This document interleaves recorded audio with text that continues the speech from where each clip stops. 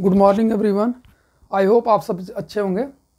तो आइए आज का जो लेक्चर स्टार्ट करते हैं। तो ये लेक्चर नंबर 23 एपी का, जिसमें हमने क्या हम इसके प्रीवियस लेक्चर में या अभी हम क्या सॉल्व करना सीख रहे थे कि जो हमारा फार्मूला सम का उससे रिलेटेड क्वेश्चन को सॉल्व करना सीख रहे थे। ठीक है, तो उसमें प्रीवियस लेक्चर में 3-4 क्वेश्चन डिस्कस किया था, 4 क्वेश्चन आई होप।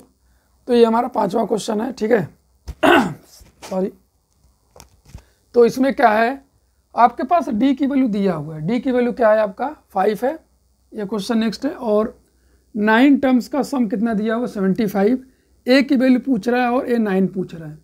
अब देखिए ए 9 अगर आपको निकालना है तो क्या होगा, ए प्लस 8d होगा। क्या होगा, ए प्लस 8d, यानी कि डी तो दिया हुआ है लेकिन ए निकालना पड़ेगा यहाँ से।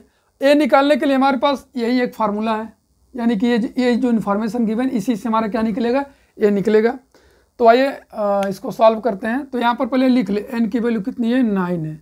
यहाँ से नहीं 9, यहाँ से पता चलेगा कि 9 टर्म्स का सम गिवन है। ठीक है, तो एन की वैल्यू निकल गई। तो S9 इज इक्वल टू क्या होगा, 9/2 ब्रैकेट में 2a। ए की वैल्यू आपको नहीं कि पता है और एन की वैल्यू पता है और डी की वैल्यू आपके पास 5 है। ठीक है, आई होप आपको फार्मूला समझ में आ गया होगा। तो S9 की वैल्यू आपके पास गिवन है कितना है, 75 है, इज इक्वल टू 9/2 2a। ए की वैल्यू आपको नहीं पता है और यहाँ पर हो जाएगा 8 × 5। तो यहाँ से देखिए आप 75 इज इक्वल टू 9, यहाँ से 2 से क्या कर सकते हैं, इन दोनों को ही डिवाइड कर सकते हैं आसानी से, कोई दिक्कत नहीं। ठीक है, दोनों 2 से, क्योंकि पूरे मल्टीप्लिकेशन में और डिवीजन में तो दोनों को ही डिवाइड कर देंगे, कर सकते हैं। ठीक है, तो हो जाएगा 2 + 8 5 और यह जाएगा 2। ये मल्टीप्लाई भी हम कर सकते थे लेकिन हमने नहीं किया। तो ये हो जाएगा आपका 75 इज इक्वल टू 9। तो ये हो जाएगा 2 कैंसिल, बचेगा a प्लस, यहाँ से ये आप ऐसे कर दीजिए ना, ये 40 हो जाएगा, 40/2 तो आएगा 20। ठीक है, तो अब या तो 9 से डिवाइड कर दीजिए या तो 9 से पहले मल्टीप्लाई करके तब उसको सिंप्लीफाई करिए। तो यहाँ पर चलिए मैं पहले 9 से मल्टीप्लाई कर देते। ठीक है, तो हो जाएगा 9a प्लस 9 दूनी के 18 180 आ जाएगा। ठीक, अब और थोड़ा सा सिंप्लीफाई बना लिया जाए इसको। तो 180 को इधर ला दीजिए, 9 है, यानी कि हमने क्या किया कि पहले इस पूरे को इधर लेकर लिखा और इसको इधर इंटरचेंज कर दिया, फिर 180 को हम राइट में लेकर जा रहे हैं। तो क्या आ जाएगा 75 - 180 माइनस करिए, क्या आएगा आपका, आई थिंक आ जाएगा 5 0 105 आने वाला है। ठीक है, ए की वैल्यू आ जाएगी 105/9। ठीक है, तो ये 3 से कैंसिल हो जाएगा, 3 3 जा 9, 3 5 जा 15 और 3 3 जा 9। ठीक, तो ए की वैल्यू आपके पास क्या आ गई, 35/3 आ गया। ठीक, अब A9 आपको निकालना है तो सिंपल से A9 इज इक्वल टू क्या होगा, a + 8d हो जाएगा। ए की वैल्यू 35/3 और प्लस 8 × डी की वैल्यू आपके पास कितनी है, और डी 5 दिया हुआ है यहाँ पे, तो ये हो जाएगा 5। तो 35/3 40, यहाँ पर 1 करके आप इसको सिंप्लीफाई कर लेंगे। ठीक है, तो ये हो जाएगा 35, 1 का 35 में, 3 का इसमें 120 और इन दोनों का आपस में 3 हो जाएगा, कितना आएगा 155/। ठीक है, तो आई होप ये आपको समझ में आ गया होगा कि किस तरीके से यहाँ पर जो है कि हमने A9 को निकाला हुआ है। ठीक है, यहाँ पर एक फ्रैक्शन का आपका एडिशन था। तो आई होप आपको ये समझ में आ गया होगा कि क्या इन्फॉर्मेशन गिवन है, क्या पूछ रहा है, क्या हमको चाहिए, वो पहले आप आइडेंटिफाई कर ले रहे हैं तो फिर आपको सॉल्व करने में प्रॉब्लम नहीं होगा। ठीक है, आइए नेक्स्ट क्वेश्चन की तरफ चला जाए। इसी का क्वेश्चन नंबर क्या है हमारा 6 है।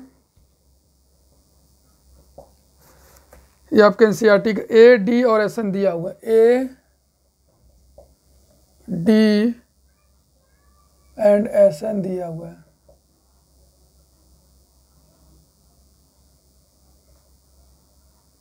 और आपसे नंबर ऑफ टर्म्स पूछ रहा है और आपसे ए एन पूछ रहा है। ठीक है,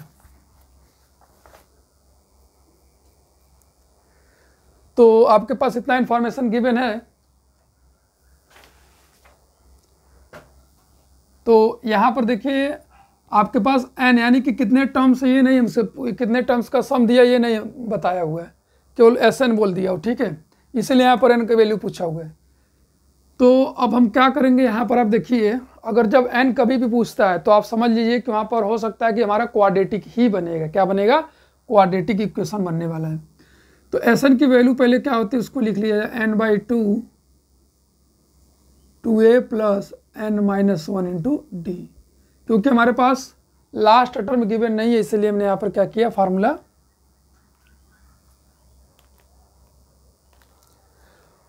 जो है ये वाला हमने अप्लाई किया, ठीक है।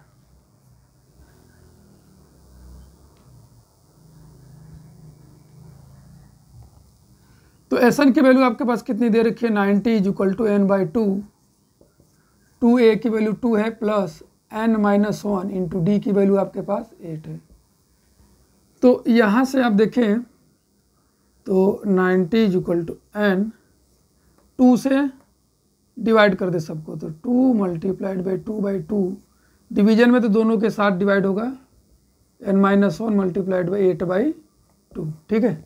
ये याद रखना है कि अगर ब्रैकेट के बाहर कोई नंबर डिवीजन में तो दोनों जितने भी टर्म्स अंदर होंगे उन सबको डिवाइड करेंगे, अगर मल्टीप्लिकेशन में तो सबके साथ मल्टीप्लाई करेंगे, ठीक है। तो ये इससे कैंसिल हो जाएगा, ये इससे कैंसिल हो जाएगा, क्या आएगा 90 = n 2 प्लस n- -4 बचेगा यहाँ पे। तो अब और यार सिंप्लीफाई कर ले, 90 = n 2 plus 4n-4। I hope यहाँ तक आपको समझ में आया होगा। तो ये आपने नोट कर लिया होगा, इसको हम थोड़ा इरेज कर रहे हैं, स्पेस थोड़ा सा लेस है, चलिए इसको थोड़ा सा इरेज कर दें।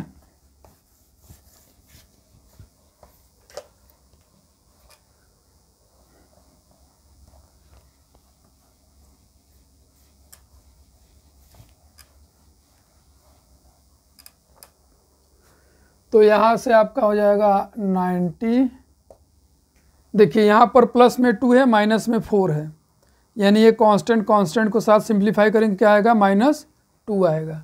तो बाहर हमारा n है, ब्रैकेट में क्या आ जाएगा 4n - 2 आ जाएगा, ठीक। 90 n से मल्टीप्लाई करते क्या आ जाएगा 4n² - 2n, यानी n का दोनों ही टर्म से मल्टीप्लाई कर दिए, ठीक। तो अब अभी देखिए आप 90 उधर लेकर जाए, क्या हो जाएगा 4n² - 2n - 90। तो इंटरचेंज कर लें, ऐसे लिख दे 4n² - 2n - 90 = 0। अब ये हमारा क्वाड्रेटिक इक्वेशन बन चुका है। यहाँ से क्या करते हैं कि अभी इसको सिंप्लीफाई करने के बजाय थोड़ा सा यहाँ पर 2 से डिवाइड कर दें, ठीक है, /2, यह इक्वेशन बना लें। 1 को किससे डिवाइड कर दिए, 2 से, थोड़ा और आसान हो जाएगा, इजी हो जाएगा। 2n² - n - 45, ठीक है, ऐसे। तो आप यहाँ पर देख लीजिए 2 से डिवाइड करने पर थोड़ा सा इजी हो गया। पहले ऐसे एक जब इक्वेशन हो, इक्वेशन को और सिंप्लीफाई किया जा सकता है तो उसको और सिंप्लीफाई बना कर लेंगे, यानी डिवाइड करके मल्टीप्लाई करके। तो यहाँ पर आप देख रहे हैं कि अब क्या करेंगे, 2 का किससे मल्टीप्लाई करेंगे 45 में, स्टैंडर्ड फॉर्म में 90 आएगा। तो 90 का 2 फैक्टर बनाना है कि यहाँ पर 1 आ जाए, 1n है ना, तो 1 आ जाए। तो चलिए फैक्टर बनाना स्टार्ट करते हैं। 90 क्या होगा, 15 और 6 होगा, 10 और 9 होगा, और 45 × 2 होगा। तो यहाँ से 1 आएगा किस में, इसी वाले फैक्टर में आएगा, 10 और 9 वाले फैक्टर में 1 आएगा। कैसे आएगा, 10 में से 1 को माइनस कर देंगे तो हमारा क्या आ जाएगा 1 आ जाएगा, ठीक है। तो आई होप ये आपको समझ में आ गया होगा। वैसे भी क्वाड्रेटिक में बहुत सारे क्वेश्चन हमने लेकर इसमें समझाए थे। तो यहाँ से आपका हो जाएगा 2n² - 10n - 9n। बता दें कि माइनस है तो ब्रैकेट बनाइए, प्लस हो तो भी ब्रैकेट बनाइए, ऐसे आसान हो जाता है क्वेश्चन को, ठीक है। तो यहाँ से आ जाएगा आपका 2n² - 10n माइनस प्लस -45 = 0। तो देखिए पहले नंबर में 2 कॉमन है और n कॉमन मिल जाएगा, तो क्या बचेगा यहाँ से n - 5, यहाँ भी यहाँ का साइन लिख लीजिए प्लस, और ब्रैकेट में क्या लिख दीजिए -5। यहाँ पर n है, यहाँ पे 9n चाहिए, तो किससे मल्टीप्लाई करना पड़ेगा 9 से, = क्या हो जाएगा यहाँ पर 0 हो जाएगा, ठीक है। 0 जब होने के बाद फिर क्या होगा, थोड़ा सा स्पेस कम कर पड़ रहा है बच्चों। चलिए यहाँ पर हम क्या लिख देते, पहले लिख देते ब्रैकेट में क्या आ जाएगा n-5 और हो जाएगा 2n + 9 = 0 हो जाएगा। ठीक है, तो अब आगे चलते हैं नेक्स्ट। थोड़ा सा इसको भी रेज कर लिया जाए।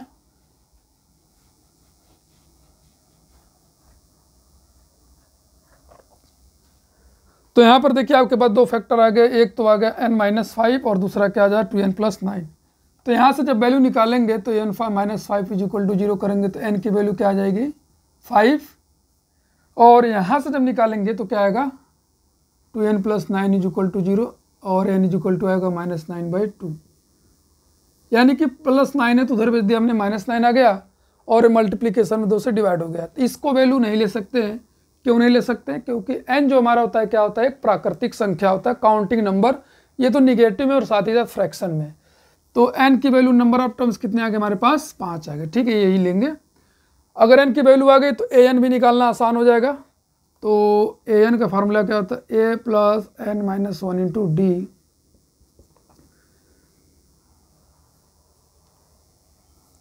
तो a की वैल्यू आपके पास 2 है प्लस n- और d की वैल्यू 8 है, तो हो जाएगा 2 + 8n - n की वैल्यू को पुट कर दे, n की वैल्यू 5 है मल्टीप्लाइड 8, 8 × 5 = 40, दैट इज कितना जाएगा 42। तो ये पाँचवा टर्म कितना हो गया हमारा 42 हो गया। ठीक है,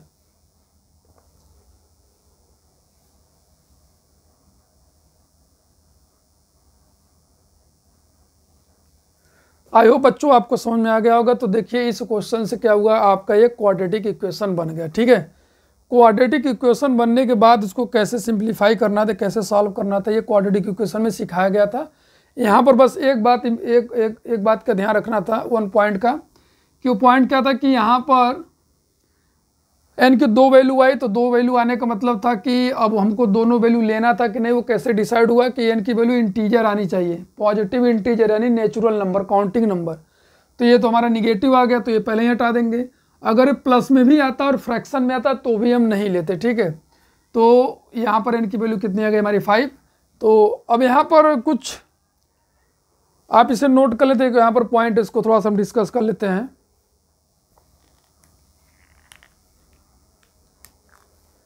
आई होप आपने इसको नोट कर लिया होगा।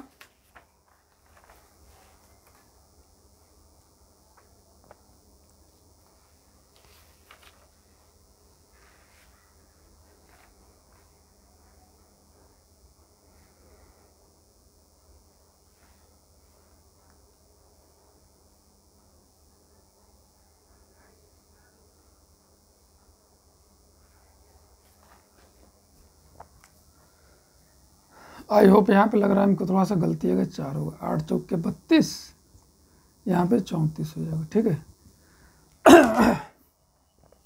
सॉरी। तो आपने इसको नोट कर लिया होगा। तो माइंड में क्वेश्चन क्या हम बता रहे थे कि यहाँ पर क्या हो रहा होगा कि जैसे वहाँ पर an दिया हुआ है, यहाँ पर an दिया हुआ है, तो कुछ बच्चे ये सोच रहे होंगे कि हमको n की वैल्यू को पुट करना है कि नहीं पुट करना है। जैसे यहाँ पर Sn दिया हुआ है 90, तो यहाँ पर n की वैल्यू तो नहीं गिवन है आपको, तो इसीलिए अगर आप यहाँ पर an पूछ रहा है तो यहाँ से जो n की वैल्यू आएगी उस वैल्यू को उस n की वैल्यू को यहाँ पे पुट करना है कि नहीं करना है, ये थोड़ा सा एक दिमाग में आ रहा होगा। तो देखिए क्या करना है कि अब ये पूरा का पूरा जो क्वेश्चन था वो n पे था, यानी कि n की वैल्यू को निकालने पे था। ठीक है, n की वैल्यू को हमने निकाल लिया, तो n की वैल्यू निकालने के बाद ये पता चला कि कितने टर्म्स का ये सम दिया हुआ था। ठीक है, अब ये कितने टर्म्स का सम दिया हुआ था, तो यानी कि हमारे पास n की वैल्यू 5 आई थी, तो यानी कि 5 टर्म्स का सम दिया हुआ था। तो अब हमको पता है कि सम का मतलब क्या होता है कि उसमें फाइनाइट नंबर ऑफ टर्म्स होने चाहिए। तो जो लास्ट वाला टर्म होगा वो क्या होगा हमारा nth टर्म होगा, और n की वो लास्ट वाला टर्म होगा कौन सा 5 होगा। तो इस क्वेश्चन के अकॉर्डिंग हमको क्या करना था कि n की वैल्यू जो आएगी वो n की वैल्यू का यूज इस वाले में करना था हमको। ठीक है, ये जो क्वेश्चन दिया हुआ है, अगर n की वैल्यू नहीं दिया होता तो हम an को क्या करते, उसमें n की वैल्यू को पुट नहीं करते। तो आई होप ये कन्फ्यूजन दूर हो गया होगा कि n की वैल्यू को यूज करना था कि नहीं करना था। अगर n नहीं निकालना होता तो हम n की वैल्यू को यूज नहीं करते, ठीक है। तो चलिए नेक्स्ट क्वेश्चन की तरफ चलते हैं। अगला क्वेश्चन आपका दिया हुआ है an और Sn दिया हुआ है।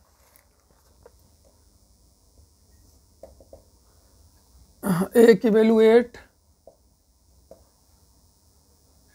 an की value 62, Sn is equal to 210। तो यहाँ से आपसे n पूछ रहा है और आपसे d भी पूछ रहा है, ठीक है।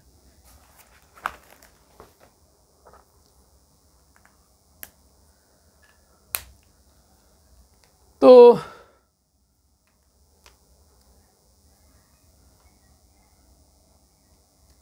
हमारे पास क्या क्या गिवन है, फर्स्ट टर्म गिवन है, nवां टर्म गिवन है, यानी कि लास्ट टर्म।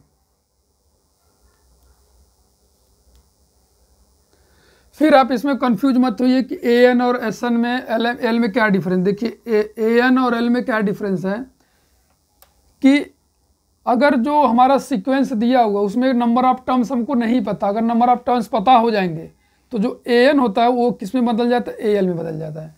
अगर सीक्वेंस में यानी कि जो AP दिया हुआ अगर उसमें नंबर ऑफ टर्म्स हमको पता हो गया तो जो हमारा nth टर्म होगा वही क्या कहला जाएगा, लास्ट टर्म कहलाएगा, ठीक है। तो ये चीज़ आपको पता होना चाहिए कि दोनों में डिफरेंस क्या है। तो आइए फिर यहाँ पर फाइंड आउट करते हैं। तो सबसे पहले n निकालना पड़ेगा, फिर d निकलेगा, ठीक है। तो चलिए an इज इक्वल टू क्या दिया हुआ है हमारे पास, इंफॉर्मेशन होता है a प्लस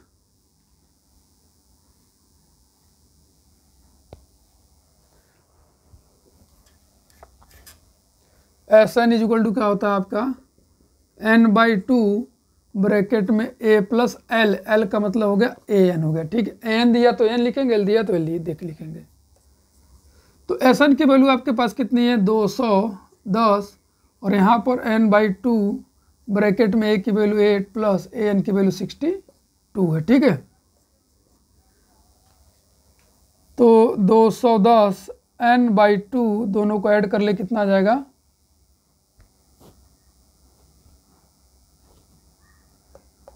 ये आप यहाँ पर l भी रख देंगे, ठीक है, l।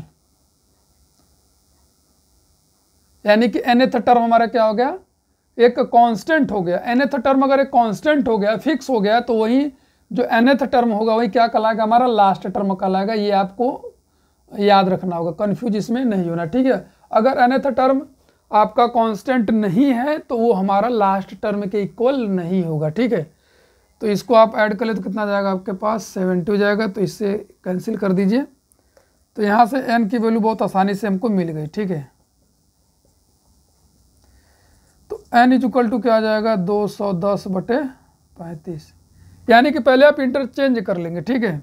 यानी कि ऐसे कर लें n multiplied by 35 is equal to 210, ठीक है। डिवाइड कर दें, n इज इक्वल टू क्या आ जाएगा, 210/35। 7 त्रिक 21, 7 5 35, फिर से 6, यानी नंबर ऑफ टर्म्स कितने आ गए यहाँ पे, 6 आ गए। फिर से एक बार आपको मैं बता दूं कि अगर जो nth टर्म है अगर उसकी वैल्यू फिक्स है, कांस्टेंट आ गई, तो आप वो समझेंगे कि हमारा क्या है, लास्ट टर्म है। अगर nth टर्म की वैल्यू नहीं गिवन है तो वो जो हमारा nth टर्म होगा वो लास्ट टर्म के इक्वल नहीं होगा, ठीक है। तो यहाँ पर आपका n की वैल्यू आ गई, क्या आ गया, 6 आ गया। अब n की वैल्यू अगर 6 आ गई, आपको d निकालना है, तो फार्मूला हमारा ये वाला यूज होगा, an इज इक्वल टू क्या, a plus n-1 into D का, ठीक है। यहाँ पर an आपके पास क्या दिया हुआ है, 62 दिया हुआ है, और a की वैल्यू आपका 8 प्लस n की वैल्यू आई गई है 6 - 2 इंटू डी की वैल्यू आपके पास कितना है, d निकालना ही है आपको। तो 62 8 को इधर ला देंगे, ये हो जाएगा 5d, इसको माइनस करेंगे तो क्या आएगा आई थिंक 4, 8 4 12 54 आ जाएगा। तो डी की वैल्यू क्या आ जाएगी 54 बाई क्या आ जाएगा 5, तो यहाँ पर आ जाएगा 10.8 आ जाएगा। ठीक है, ये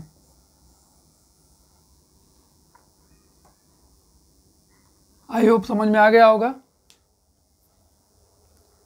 कि किस तरह से जो कि इन्फॉर्मेशन गिवन था उस इन्फॉर्मेशन से हमने यहाँ पे वैल्यू कैलकुलेट कर लिया। ठीक है, अब यहाँ पर जैसे एसन दे दिया, एसन का मतलब ही हो गया कि वो जो हमारा सीक्वेंस होगा वो सीक्वेंस क्या होगा, हमारा फाइनाइट होगा, यानी कि उसमें नंबर ऑफ टर्म्स आपको फाइंड आउट कर सकते हैं, क्योंकि एसन जो निकालते हैं वो फाइनाइट सीक्वेंस के लिए निकालते हैं जिसमें नंबर ऑफ टर्म्स आपको गिवन हो, हमने स्टार्टिंग में बता रखा है। एन की वैल्यू भी अगर आपको दे दी है कांस्टेंट है तो अब समझ जाइए कि वो क्या होगा, हमारा लास्ट टर्म होगा, एल होगा, क्या होगा वो लास्ट टर्म होगा, उसके बाद कोई भी टर्म नहीं होगा। ठीक है, तो आई होप बच्चों आपको समझ में आ गया होगा कि यहाँ पर जो क्वेश्चन गिवन था उसके अकॉर्डिंग मैंने इंफॉर्मेशन से कैसे फाइंड आउट कर लिया।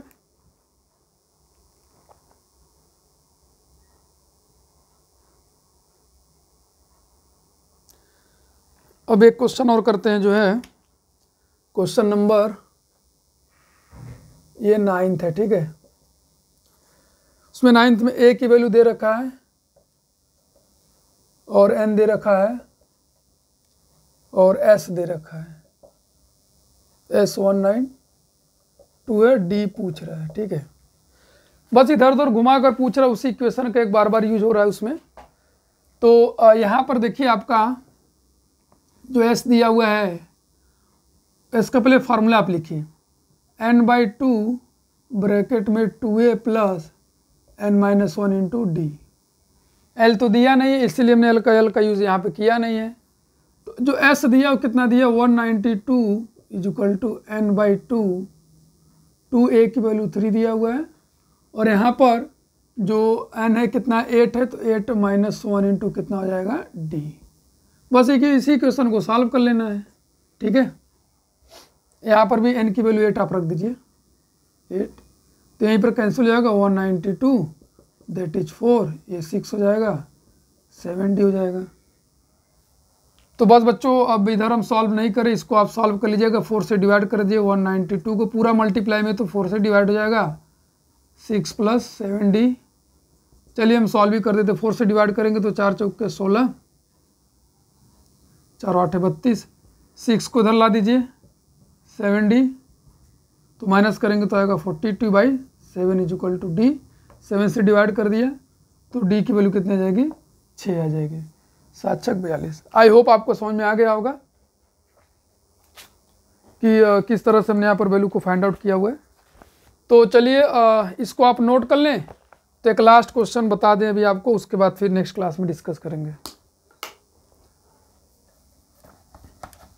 तो इस टाइप के जितने भी क्वेश्चन है, ऐसे इन्फॉर्मेशन गिवन है, तो आपको बहुत ही केयरफुली इसको यहाँ पर सॉल्व करना पड़ेगा कि क्या गिवन है, क्या फाइंड आउट करना, उसको लिखे, उसके बाद कैसे फाइंड आउट करेंगे उस फार्मूले का यूज़ करके उसको आप फाइंड आउट करें। ठीक है, कैलकुलेशन मिस्टेक नहीं होनी चाहिए। तो इस टाइप में एक लास्ट क्वेश्चन है जो कि 10वां आपका, कि एल की वैल्यू आपको दे रखी है 28 दे रखा है और एस दे रखा है और there are total 9 terms, n की वैल्यू दे रखी। ठीक है, और ए की वैल्यू को आपको फाइंड आउट करना। ठीक, ये भी आसान है कि एस इक्वल टू फार्मूला क्या होता है, n/2 a + l लगा देंगे क्योंकि लास्ट टर्म गिवन है। देखिए आप इसको an भी लिख सकते हैं, क्या लिख सकते हैं, l को an भी लिख सकते हैं, बिकॉज अगर लास्ट टर्म गिवन है इसका मतलब जो nth टर्म होगा वही हमारा क्या होगा, लास्ट टर्म होगा। अगर nth टर्म कांस्टेंट नहीं है तो इसका मतलब है कि हमारा जो लास्ट टर्म है वो an है, वो l के बराबर नहीं होगा। ठीक है, तो एस की वैल्यू कितना दिया 144 इक्वल टू 9/2 और a की वैल्यू आपका क्या है नहीं पता, l की वैल्यू 28 हो गई। ठीक है,